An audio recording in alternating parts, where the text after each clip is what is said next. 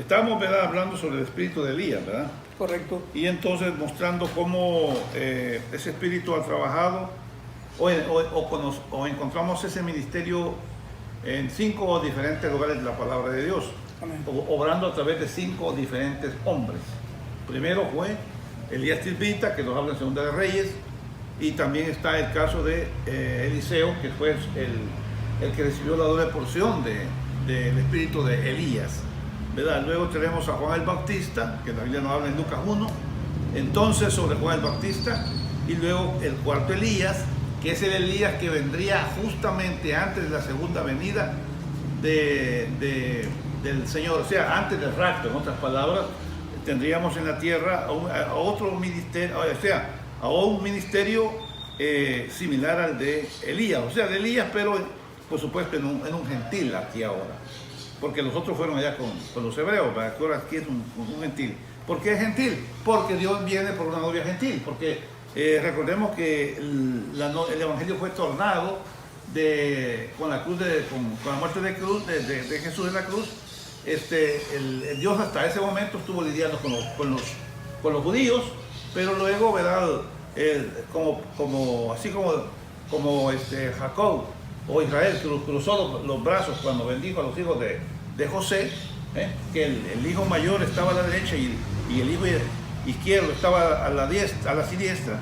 Entonces, para bendecirlos, José puso al hijo mayor frente a la diestra de Jacob o Israel, y el hijo menor lo puso en la mano izquierda. Y entonces, viene cuando él va a bendecirlos, ¿cómo se llama?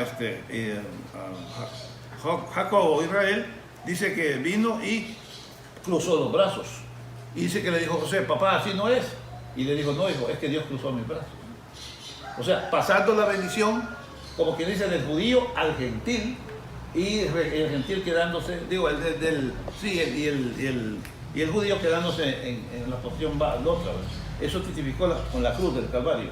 El Evangelio se torna entonces ahí, porque muchos dicen: no, es que el Evangelio todavía siguió para los judíos. No, los judíos fueron las raíces del Evangelio, pero no en sí. Que ya el Evangelio fue abierto a los gentiles, porque la Biblia dice, Jesús dice: vayan por todo el mundo predicando el Evangelio, y eso lo dice inmediatamente después de su muerte y resurrección, justamente antes de su ascensión.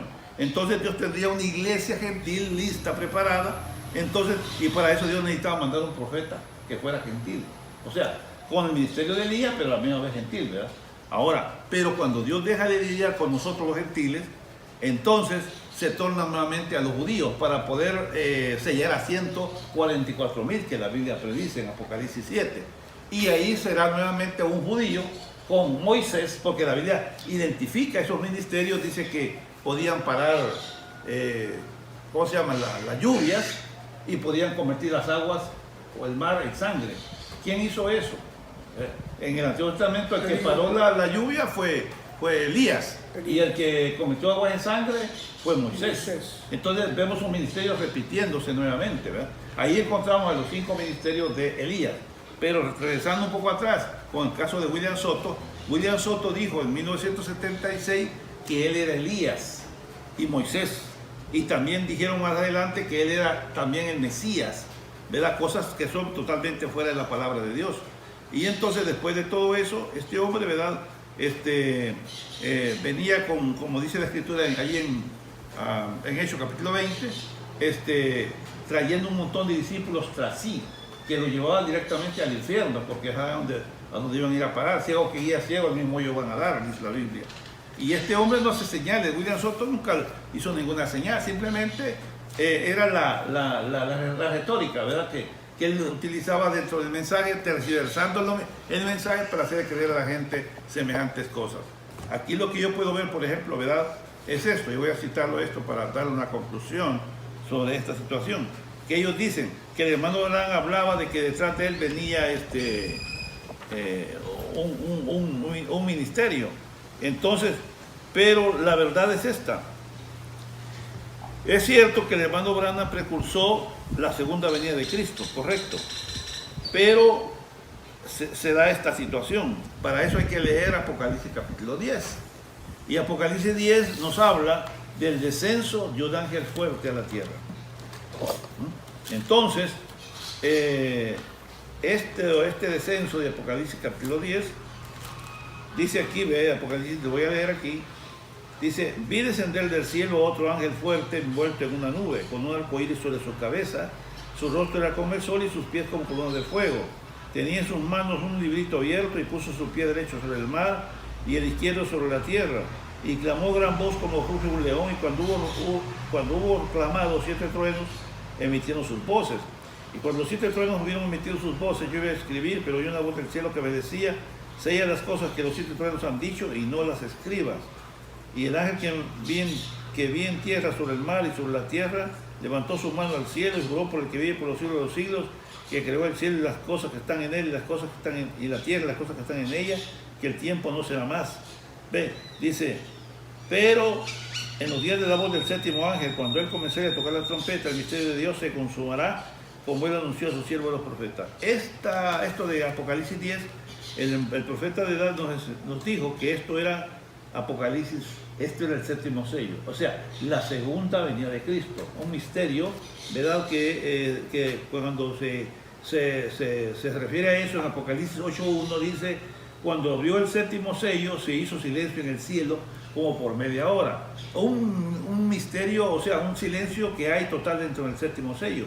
Ese silencio representa, ¿verdad?, lo mismo que le preguntaron a Jesús cuando él iba a regresar a la tierra.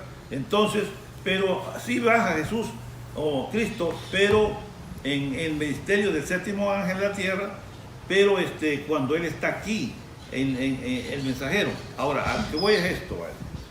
Si Apocalipsis 10 es la venida de Cristo, yo voy a leer aquí en el libro de las 7 edades de la iglesia, en el libro, en la página número 67 y 68, dos extractos, para que tengamos una idea de esto. Dice, cuando los sellos sean abiertos, que ya fueron abiertos, pero él así dice, y el misterio sea revelado, cuando los sellos sean revelados, entonces, dice, cuando eso suceda, entonces baja el ángel, el mensajero, que es Cristo, colocando un pie sobre la tierra y el otro sobre el mar, con un arco iris sobre su cabeza. Ahora recuerden, oiga este detalle, dice, recuerden, este séptimo ángel, que es el profeta de la edad, está sobre la tierra en el tiempo de esta venida. ¿Captó eso? Sí, dice el tiempo de la venida. Sí, pero de esta venida, de correcto, Apocalipsis 10, 10, no el rapto literal, no. Sino esta que es misteriosa, que viene con forma de ángel fuerte. Entonces dice, recuerden, este séptimo ángel está sobre la tierra en el tiempo de esta venida. Por eso decimos que esto se cumplió ya, porque el profeta tenía que estar en la tierra cuando esto se cumpliera. Si no, como dicen los del retorno, pues dicen ellos, no se ha cumplido, pero cuando él regrese, dicen, entonces el ángel fuerte va a bajar a él, dicen ellos. Entonces es la idea de ellos, pero nosotros sabemos que ya se cumplió. Pero bien, dice aquí, mire cómo lo trae el profeta. Por eso yo leí eso de San Juan, capítulo 2, cuando él habla de que dijo que él era necesario que él creciera y él menguara, ¿verdad? Él dice, dice, ahora recuerde, este séptimo ángel está sobre la tierra en el tiempo de esta venida. Así como Juan estaba dando su mensaje al mismo tiempo cuando el Mesías vino en aquellos días. Lo mismo, o sea, aquí en la tierra se encontraron Jesús y Juan. Y el ángel fuerte baja a la tierra y se encuentra con el séptimo ángel. Dice, Juan sabía que le vería porque él lo iba a presentar. Y sabemos, dicen las escrituras, allá en Malaquías 4, que debe haber uno semejante a Juan, un Elías, a quien le puede venir la palabra de Dios. Y él debe revelar por medio del Espíritu Santo todos los misterios de Dios y restaurar la fe de los hijos de nuevo a la fe de los padres apostólicos y restaurar todos estos misterios que han tratado de indagar a través de estos años denominacionales.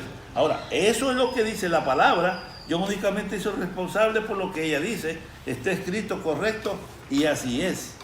Ahora dice, vemos que este libro sellado con 7 sellos es el misterio de la redención. Es un libro de redención de parte de Dios.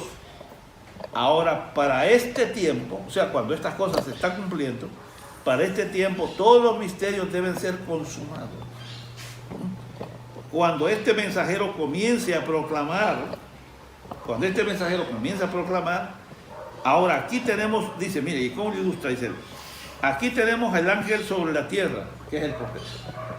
Vale, el ángel está sobre la tierra. Aquí tenemos al ángel sobre la tierra. Y luego dice, otro ángel, un mensajero poderoso que desciende. Vean, este ángel, dice, este ángel es un ángel terrestre, el del profeta. Es un mensajero. Pero aquí viene uno del cielo, un pacto de arco iris. Solamente puede ser Cristo. Entonces, él aquí nos está enseñando, diciendo algo que se cumple en Apocalipsis 10. ¿Qué es eso? Que él, como mensajero de la iglesia, está en la tierra ministrando, predicando de que él viene, la segunda venida de Cristo. Pero Cristo viene y viene en la venida de Cristo. Él dijo que 1 Tesalonicenses 4:16 era en 3 partes: aclamación, voz de arcángel y trompeta de Dios. No son 3 cosas que se dan, como dicen los religiosos, que se dan en el mismo momento. No, sino que son 3 etapas o periodos que suceden. En este tiempo, hermanos, se da el clamor de medianoche. El que el clamor de medianoche fue el que el profeta trajo. Amén. Sí, ese no hay otro. Porque los africanitos están creyendo de que... Así le llaman. Demonios. Entonces, lo que yo he leído es esa parte, donde está diciendo que él iba a estar aquí cuando el ángel fuerte bajara a la tierra. ¿Y para qué iba a bajar el ángel fuerte a la tierra? Para revelar el misterio del 7º sello, el misterio, el sello que no tiene símbolo, que es media hora de silencio. Pero dentro, dice el profeta, pero allí en ese 7º sello están contenidos los 7 truenos que no se escribieron, pero que Juan dejó sellados. Y en ese sellamiento, hoy en este tiempo, al ser quitados esos sellos, entonces iba a conocer ese misterio de los 7 truenos. Y esos 7 truenos son para preparar a la novia de Cristo. O sea, él es la que la viste, es la vestimenta de la revelación de la palabra, lo que produce que la novia, esa revelación, infunde que ella fe de rapto. O sea, fe de traslación, fe completamente, ¿verdad? Que dice el profeta, con la fe que tenemos aquí es apenas fe para sanidad divina. Pero esta fe de los 7 truenos es para infundir fe de rapto, es para poder transformarnos, ¿verdad? Claro que no es que literalmente cada quien tiene la fe y se transforme el solo, no, porque la resurrección, porque primeramente antes de ser transformado viene la resurrección, y la resurrección es lo que se conoce como la voz de arcángel, eso es voz de resurrección. Y entonces dice, por eso la Biblia dice en 1 Tesalonicenses 4:16, dice, ¿verdad? Porque el mismo Señor con aclamación, con voz de arcángel, con trompeta de Dios, descenderá del cielo y los muertos de Cristo resucitarán primero. Dice, ¿verdad? Van a resucitar primero. En otras palabras, yo le digo, cuando platicamos, ¿verdad? Con cualquier hermano, lo próximo que está por acontecer, le digo, es la resurrección. Porque si no se da la resurrección, no puede haber transformación. Resurrección es lo primero. Luego viene, el profeta lo ilustra así, dice que nuestros seres queridos, dice el profeta, nuestros seres queridos, porque hay que recordar que la novia de Cristo, o sea, los hijos de Dios que ya partieron, son millones. Pero, dice, cuando dice que van a resucitar los muertos, ¿quiénes son los que nosotros supuestamente estamos expuestos esperando ver? Dice que son nuestros parientes. Ellos son los que van a venir a nosotros, dice. Así cada familia en donde estén, ¿va? Dice, ellos vendrán, y cuando ellos vengan, dice, eso mismo hará en nosotros, dice, una transformación, cambio. Un viento, dice el profeta, un vientecito pasará por ahí. Y eso, dice, lo transformará. O sea, nos cambiará pues nuestra apariencia, nuestro ser. Y prácticamente nos uniremos a ellos. Y dice que como dice que será similar a como fue allá con Jesús, Jesús después que resucitó, recuerdan ustedes que la Biblia dice que se levantaron varios muertos también, ¿no? Y la pregunta es, ¿y esos muertos qué pasó con ellos? La Biblia no da informe, solamente que se deduce, porque el mismo Mateo lo escribe, que esos muertos se levantaron de ahí y anduvieron, como dicen, visitando los lugares donde ellos vivieron, ¿verdad? Y entonces, y luego dice que cuando Jesús se fue, también se fueron esos que habían resucitado de los muertos. Pero esos que resucitaron ya no podían ser vistos por cualquier persona, porque ya estaban en otro cuerpo glorificado que es como Jesús. Jesús después que resucitó, No lo vio cualquiera. no lo vio cualquiera, solamente se dejó ver de quién, de los discípulos, ¿no? Porque esa es decisión, dejarse ver. Porque Jesús ya con el cuerpo glorificado, ya para ir a Salvador no necesitaba irse de un carro, sino que solamente era el deseo de hacerlo y estaba allá. Y eso es lo que el profeta dice, mire qué tremendo cuando él dice, Y esos muertos que resucitaron es probable que lo mismo hayan hecho. sí, exacto, se movieron así, en ese Pero ambiente, solo a donde ellos a donde ellos convivieron. convivieron. Me imagino, pues, porque es lo lógico, ¿verdad? Que donde uno añora el lugar de donde uno ha vivido, o es, ¿va? Sí, porque hay una versión de una película de Jesús que sale esa parte. Yo no me había captado eso. Que cuando resucita Jesús, resucita un montón Sí, de muertos. así es, exacto. No me acuerdo qué versión de la vida de Jesús es. Ajá. Y me llamó la atención. Y bueno, ¿será verdad esto? Y No, digo, sí, está escrito ahí. Escrito. Sí. Dice la Biblia que esos resucitaron cuando Jesús murió en la cruz. Pero dice que no se levantaron de sus tumbas hasta que Jesús se levantó. Qué tremendo, ¿no? Que esos despertaron cuando Cristo murió en la cruz. Pero no salieron de sus tumbas hasta que Jesús se levantó. Después de la resurrección de él sí que levantaron eso. Y cuando se levantó, ellos se levantaron. Y el profeta dice esto, mire. Dice, allá va Sara, dice, con Abraham, dice el profeta. Comenzaron a caminar. Dice que alguien dijo, miren, y esa pareja que va a ir un poco como que son extranjeros, porque ya eran de otro tiempo, ¿verdad? Porque nosotros, inclusive, gente que haya muerto hace 50... Pero esa gente que resucitó ha de haber sido gente que ha de haber creído en el... La Biblia le llama a los santos del Antiguo Testamento. Eso es lo que le quiero decir. Claro. No es que resucitaron todos. No, es que es un tipo de lo que va a pasar hoy. Hoy van a resucitar solamente los que hemos creído en Cristo, que hemos creído el mensaje de Dios para el tiempo que hemos vivido, ¿verdad? De lo que es la palabra. Entonces son los que se van a levantar ahí. El resto no. Por eso la Biblia dice, mas los otros muertos no tornaron a vivir hasta que se cumplan 1000 años, dice. O sea que hay dos resurrecciones. Una resurrección de este lado, hoy con la venida de Cristo, es una resurrección. Y la otra es después de lo que se conoce como el milenio. El milenio van a ser 1000 años de paz que va a tener esta tierra. O sea, en otras palabras, es esto. Lo que viene es esto, miren, estamos aquí. Viene como una especie en el mundo, viene una especie que se le llama una apretura. Es decir, viene como un dominio mundial, ¿verdad? Sobre toda la gente, pero especialmente con aquellos cristianos. Porque el mundo, pues, la Biblia habla de la marca de la bestia y todo eso. Pero cuando la Biblia habla de la marca de la bestia, no está hablando como la gente ingenua piensa que la marca de la bestia es un chip o que un tatuaje. No.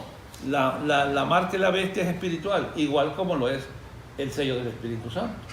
Dios sella a sus hijos, pero no es un sello físico, ¿no? Es un sello espiritual. Igual la marca de la bestia. La marca de la bestia no es un chip que le van a meter a esas vacunas que digan que eso era.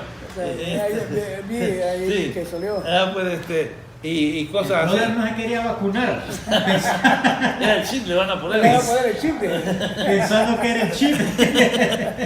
Sí. Va, brother, no. Pues bueno, será eso. Entonces, entonces viene eso y hay dos cosas. Para la novia de Cristo va a acontecer la resurrección para irse. Pero los que no son vírgenes, o sea, los que no son parte de la novia, sino que son la Biblia le llama las vírgenes fatuas. Las vírgenes fatuas, ¿quiénes son? Son aquellos que le sirven a Dios, que sí le sirven a Dios, pero no están en esta luz, en este mensaje. Ellos tienen una luz, digamos, del pasado, una luz atrasada, y no viven de acuerdo a la luz de hoy. ¿Cuál es la luz de hoy? Cuando yo estoy en la luz de hoy, yo me bautizo en el nombre de Jesucristo. Yo, ¿cómo se llama? Creo que Dios es uno solo. Creo en el poder de la sangre de Cristo. Creo que Dios me puede liberar a mí de todo pecado. O sea, todo aquello que es conforme a la palabra de Dios, creo que Dios envió un mensajero. Lo correcto. Exacto, pero para el día de hoy. Para el día de hoy. Claro. Porque es que lo correcto es para el día de hoy. Sí, porque mire, es que hay este detalle. Porque puede haber sido correcto, pero para el Vaya, pasado. vaya, tenemos el caso de Lutero. Todo el mundo reconoce que Lutero fue un siervo de Dios, ¿no? y para nosotros fue el quinto mensajero de la edad de la iglesia. Sin embargo, Lutero bautizó en el nombre del Padre y del Espíritu Santo. Y para él estuvo correcto, fíjese, pero no para nosotros. ¿Cómo es eso? Aquí viene la luz de hoy, el punto de la luz. Correcto. Es que lo que pasa es que la gente no logra entender. ¿Sabe lo que pasa? Que mucha gente piensa que la Biblia es plana, es decir, plano es parejo, que todo el tiempo es lo mismo. No. En la Biblia vamos a encontrar que Dios ha ido cambiando, digamos, la manera como Dios viene trabajando con el ser humano. Por ejemplo, voy a poner este ejemplo. En el Antiguo Testamento, ¿verdad? Habían, para el asunto de las comidas, por ejemplo, habían unos alimentos o animales que les decían inmundos, o sea, que eran sucios, pues, ante Dios. No es que sean sucios en el plano material, sino que en el plano... Dios no lo... Sí, bueno, Dios por alguna razón los catalogó como inmundos. Ahí estaba incluido el cerdo, ¿verdad? Y otros animales. Bueno. ¿Usted come cerdo? Yo como, pero no es que... Pero lo como muy poco.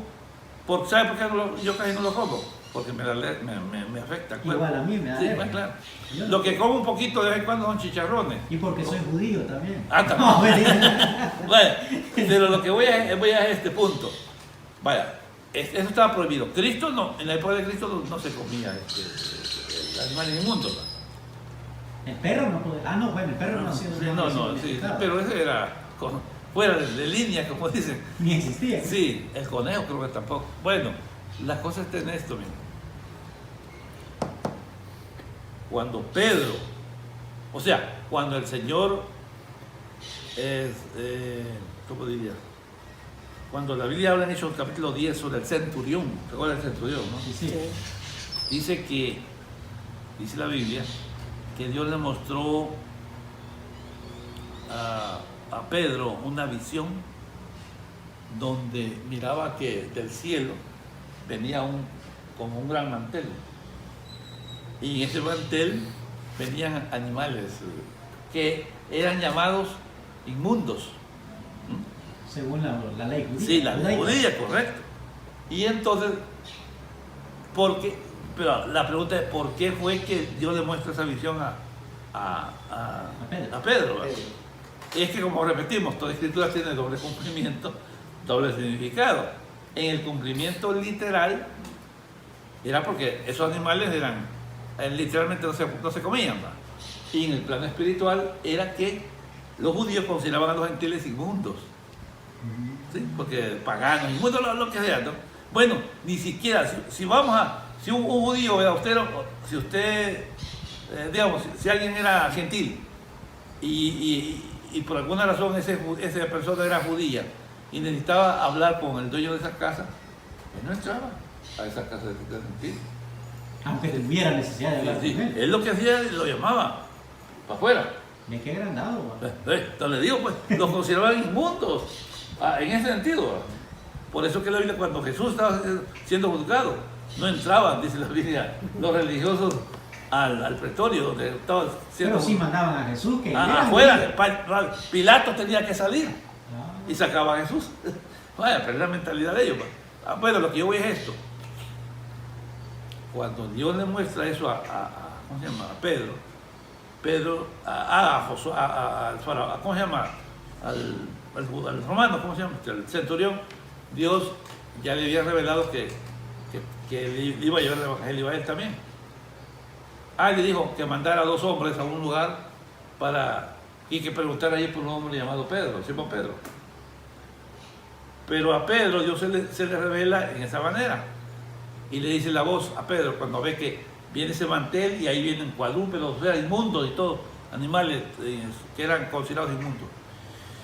Y le dice la voz, Pedro, mata y come. Y dice Pedro, Señor, no, le dice, pero tú sabes que yo nunca he comido cosas inmundas en mi vida, ¿no? O sea, porque él sabía que ellos por la ley no podían comer esos animales, ¿no? Le dice, Señor, tú sabes que yo nunca he comido cosas inmundas en mi vida. Y le dice la voz, Pedro, no llames tú inmundo lo que yo he limpiado. Quería decir que con la muerte de Cristo, aún hasta eso, fue quitado. Vi que todavía hay costumbres todavía que algunas denominaciones tienen las mujeres cuando están en la época de menstruación. Sí. Hay muchas mujeres que les prohíben que vayan a los cultos cuando están en la menstruación. Y en el Antiguo Testamento sí es cierto que existía eso, pero en el Nuevo Testamento eso se quitó. O sea, el mismo poder de la sangre de Cristo ha limpiado pues todo. Como dice la Biblia, que con la oración y el nacimiento de gracia, lo que uno come es limpio. Queda santificado. Sí. Pero la gente todavía sigue con esas creencias, ¿no? O como por ejemplo, si por allá los católicos tuvieron su último, que le llaman de un difunto, y que hacen tamales, y que le vienen a dejar tamales a uno. Muchos le dijeron, no, yo no como eso, porque eso es espiritismo. ¿Qué tiene que ver de eso? Pablo dice, eso no es nada. Dice, Yo tengo una vecina que es así, ¿verdad? Sí. Y cuando lleva tamal, no, venga, bienvenido, le digo yo. Pues verdad, a lo que voy es esto, que la voz le dice a Pedro, mata y come. Ahora, pero eso estaba refiriéndose también en el plano espiritual al centurión. Ahora, lo que yo quiero que veamos es que Pedro, a pesar de que ya tenía el Espíritu Santo, O sea que si el Señor no le revela a Pedro ajá, esa visión, no hubiera visitado al centurión. no lo hubiera visitado y no hubiera comido ya comida que es supuestamente inmunda. Les digo, ve usted cómo alguien con el Espíritu Santo aún puede, a veces, fallar. si no tiene la revelación, está anclado en algo. Entonces, él podía, pero por eso viene la luz, y en este tiempo, por eso Dios nos dio esa revelación para que entendamos las cosas como son. Porque todo está basado en la palabra, pero la gente, ignorantemente, ¿verdad? Se ancla a veces y no entiende la revelación que Dios extiende para un determinado